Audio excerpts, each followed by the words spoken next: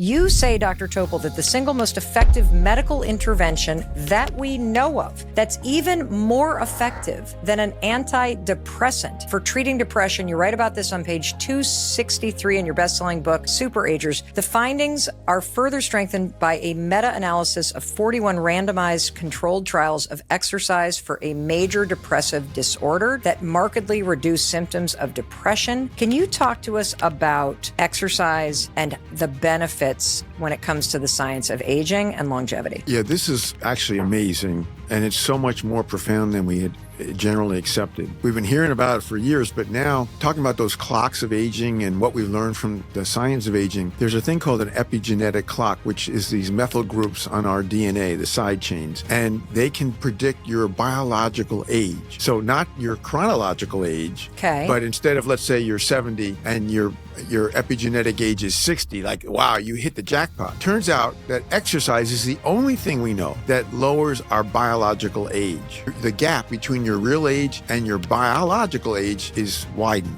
Now, it's not just aerobic exercise. So as a cardiologist, I've been saying you gotta, get on, walks or treadmill, bicycle, elliptical, whatever, 30 minutes a day, 5 days a week. I've been pushing that, and then I didn't realize the data that's so striking regarding resistance training. Okay. So you need that just as much, a few times a week. And that data is now become very solid. And it isn't just about getting stronger, it's having better balance. It's essential. There's nothing that we can talk about that exceeds exercise for decreasing our aging process, our body-wide aging process. And again, we wouldn't have known about this if there hadn't been all the science of aging. So let's just say, Dr. Topol, that I'm sitting in your office and I've brought along my husband, and he has not been taking good care of himself. And I have a feeling that you are often finding yourself being both a marriage therapist and a medical doctor with your patients. And I also have a feeling that there are a large number of people around the world who are going to not only be excited about what you're sharing for themselves, but they're going to share this with somebody that they care about. And so what would you prescribe as one of the most respected and cited researchers and medical doctors in the world in the science of aging? What is your prescription for the minimum amount that we should be doing every week? What would you say? As long as you are getting at least 30 minutes of constant motion, getting your heart rate up,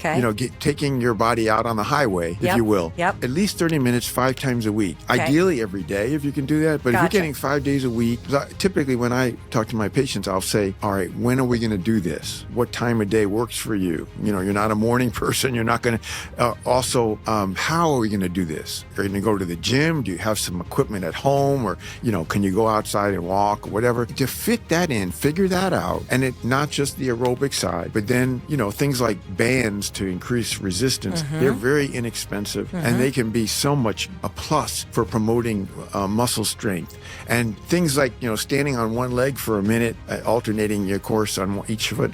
I mean, these are free, Yes. But work on strength, work on balance, posture, and of course, this aerobic exercise is also critical. So get that as part of your life. And you'll notice quickly as you do this for weeks that, wow, I am more fit than I've been in a long time. I have better posture. I have, better balance. My golf swing is better. Everything. Everything. And so we just can't do enough of this. And of course, the byproduct of this is we get that lesser biologic age, which is going to be helpful across the board for the major age-related diseases.